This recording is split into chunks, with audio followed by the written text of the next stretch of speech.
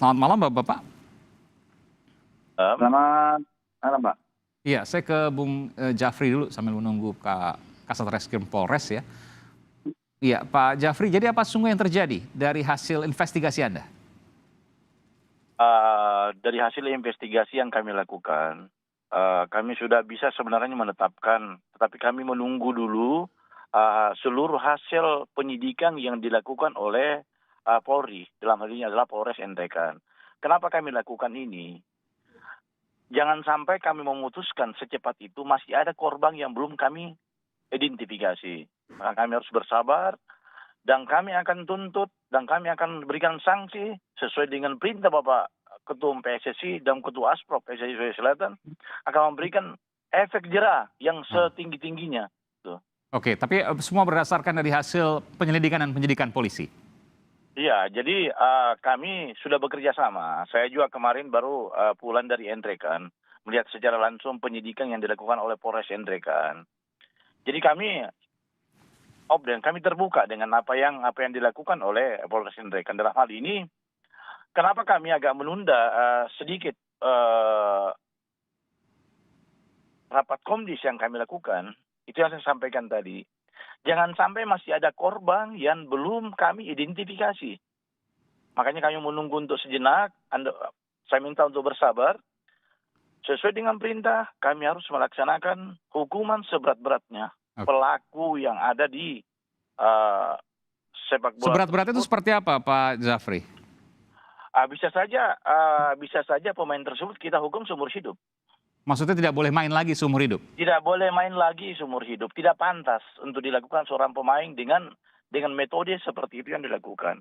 Ini banyak terjadi sebenarnya di sepak bola kita. Karena kenapa seperti ini?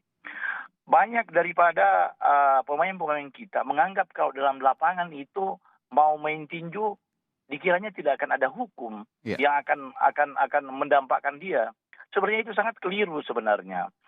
Apapun yang terjadi di dalam negara Republik Indonesia ini, sejengkal pun harus dia bertanggung jawab dengan perundang-undangan yang berlaku. Tidak menutup kemungkinan di sepak bola pun seperti itu.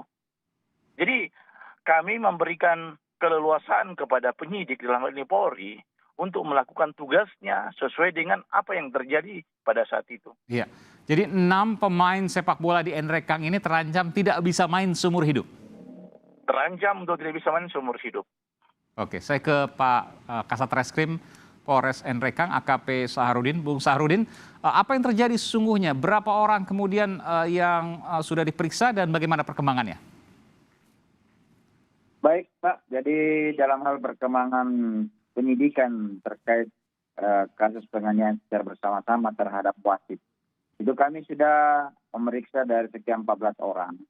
Namun kami tetapkan pertamanya hanya 2 orang. Jadi kami tahan, setelah kami lakukan penyidikan bertambah 4 orang. Dan itu sudah kami lakukan penahanan. Jadi jumlah orang yang kami lakukan penahanan berjumlah 4 orang. Demikian. Oke, apakah sudah ditetapkan tersangka? Mohon maaf tadi saya kurang mendengar jelas. Apakah sudah ada yang ditetapkan tersangka? Jadi dari 6 orang itu kami sudah melakukan gelar perkara. Dari hasil gelar perkara, jadi 6 orang kami sudah tetapkan sebagai tersangka. Oh, 6 namanya sudah ditetapkan tersangka. Seluruhnya pemain bola ya? Ya, semuanya pemain bola. Demikian. Atas kasus apa itu boleh Anda sebutkan mungkin pasalnya dan kemudian ancaman hukumannya? Baik, jadi terkait dengan adanya pertandingan bola, terjadi penganiayaan secara bersama-sama terhadap wasit dan dilakukan oleh pemain. Jadi adapun ancaman hukuman yang dijatuhkan terhadap pemain tersebut adalah 170 subsidiar 351 dengan ancaman hukuman 6 tahun 7 bulan. Demikian.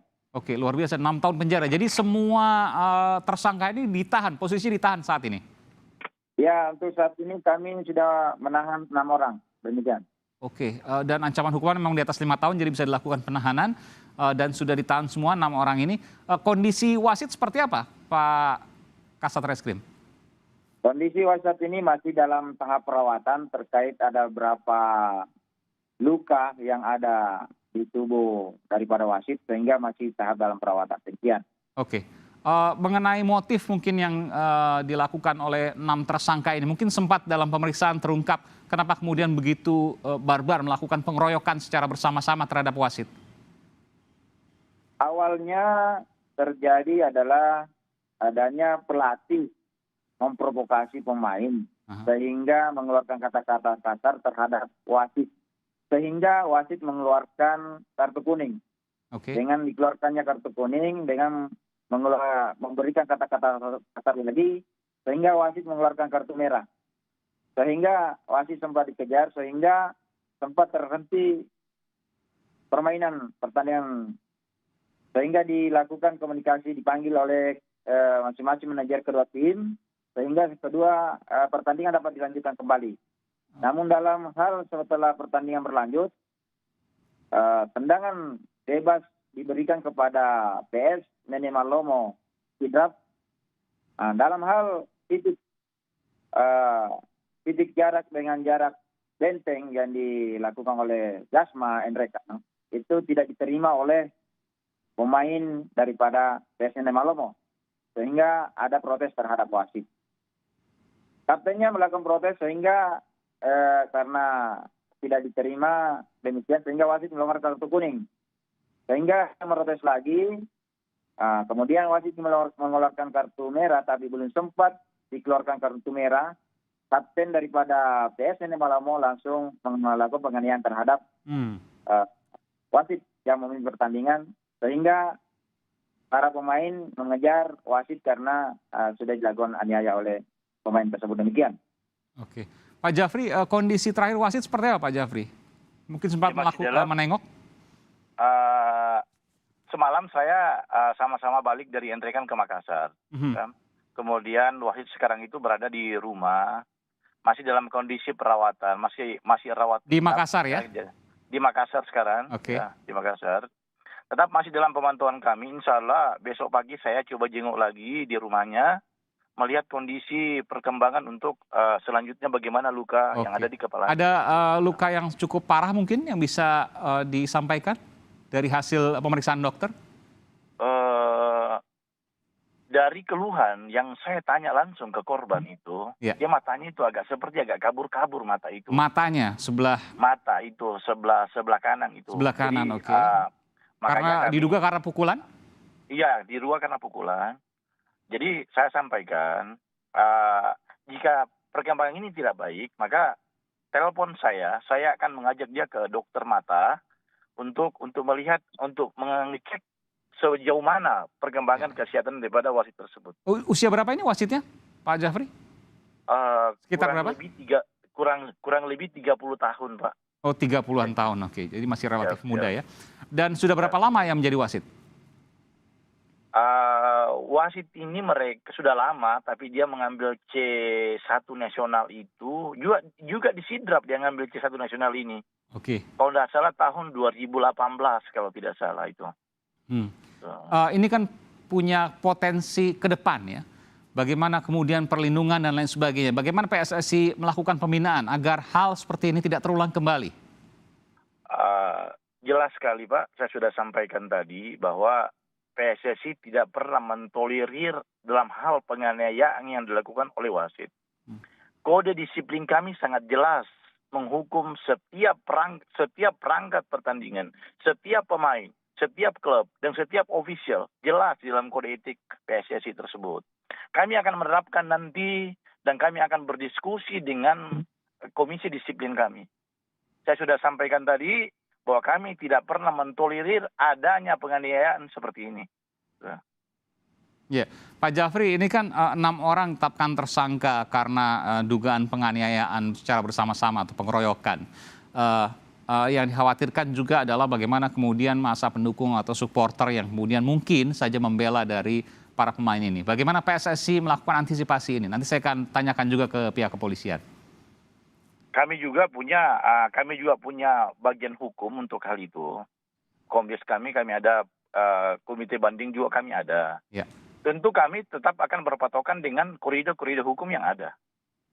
Jadi kami berada pada level hukum. Kami tidak berada pada kebijakan-kebijakan yang lain. Jadi tegas untuk kemudian menjunjung tinggi hukum, siapapun yang kemudian melanggar akan diproses dan diserahkan ke pihak polisian. Iya, jadi kami perlu sampaikan bahwa kasus kejadian yang ada di Enrekan ini adalah atensi daripada Ketua Umum PSSI dan Sekjen PSSI. Jadi kami dari Aspro PSSI Selatan, kemudian Ketua Aspro PSSI Selatan, mendukung proses hukum yang akan berjalan. Oke. Dari total 6 orang pemain ini kan berarti ditahan saat ini ya, dan kemudian dijadikan tersangka. Artinya klub yang bersangkutan ini otomatis kolaps ya, tidak bisa main lagi karena 6 pemainnya berhenti semua. Untuk hal itu, karena pada saat pertandingan itu kebetulan saya baru datang dari Makassar ke Enrekan di hari Jumat itu. Memang saya melihat secara langsung apa yang terjadi di lapangan itu. Jadi saya bisa berbicara banyak tentang pertandingan itu. Bukan berhenti karena kurangnya pemain. Oke. Tetapi berhenti pertandingan itu karena manajer dari Pranene Malomo tidak ingin melanjutkan lagi pertandingan itu. Jadi tidak ada bahwa 6 terhukum itu tidak. Oke. Ya. Baik. Terakhir ke Pak AKP Saharudin, Kasat Reskrim Polres Enrekang, Sulawesi Selatan.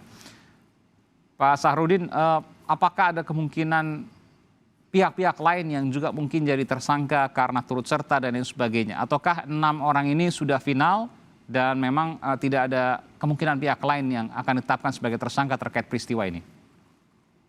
Baik, terkait dari hasil penyelidikan dan penyidikan, untuk selain daripada 6 orang, kita menutup kemungkinan ada tambahan pelaku lain untuk yang kami tingkatkan sebagai tersangka. Demikian. Perannya apa itu? Dugaan perannya apa? Dari hasil penyidikan dan hasil video yang kami lihat, itu salah satu kemungkinan adalah melakukan hanya sama dengan yang kami sudah lakukan penahanan, demikian. Diduga ikut melakukan pengeroyokan juga? Ya. Mengenai pihak-pihak mana, itu tentu nanti akan dilakukan penyelidikan. Tapi lebih dari satu orang, lebih dari satu pihak? Kemungkinan bisa 1 atau 2 orang. 1 sampai 2 orang lagi. Jadi bisa ada kemungkinan tambahan 1 sampai 2 orang lagi, nanti akan dilihat proses penyelidikannya seperti apa. Tapi ia diduga juga melakukan hal yang sama, yakni pemukulan atau penganiayaan secara bersama-sama atau pengeroyokan. Itu yang kemudian akan dilakukan. Iya, betul sekali. Jadi dari hasil penyelidikan dan hasil dari beberapa saksi yang diperiksa dan berdasarkan rekaman yang ada, tidak menutup kemungkinan kami akan bertambahnya tersangka. Demikian. Apakah dugaan itu pemain atau di luar pemain? Patut diduga adalah pemain. Juga kemungkinannya adalah pemain. Nanti kita akan tunggu perkembangannya seperti apa. Tentu ini menjadi sebuah perhatian yang harus kemudian betul-betul menjadi pelajaran agar tidak terulang kembali. Karena 6 pemain dan bahkan bisa bertambah lagi. Tadi disampaikan ada 1 sampai 2 orang pemain lagi yang juga ikut melakukan pemukulan. Dugaannya seperti itu sehingga bisa akan bertambah. Sekarang 6 tersangka ditahan dan terancam hukuman 6 tahun penjara karena melakukan pengeroyokan. Ada kemungkinan tambahan pemain lagi yang kemudian akan ditetapkan sebagai tersangka, tentu melalui penyelidikan atau tidak nanti kita akan tunggu perkembangannya. Tapi ini merupakan hal yang luar biasa karena wasit yang kemudian menjadi korban yang sekarang masih memiliki keterbatasan. Tadi disampaikan oleh Pak Jafri dari PSSI Sulawesi Selatan, matanya itu tidak bisa melihat secara jelas dan mengalami gangguan penglihatan ya sebelah kanan. Nanti kita akan tunggu perkembangan selanjutnya. Terima kasih Pak Jafri dari PSSI Sulawesi Selatan dan juga Kasat Reskrim Polres Enrekang AKP Saharudin. Terima kasih telah memberikan informasi di Sapa Indonesia Malam.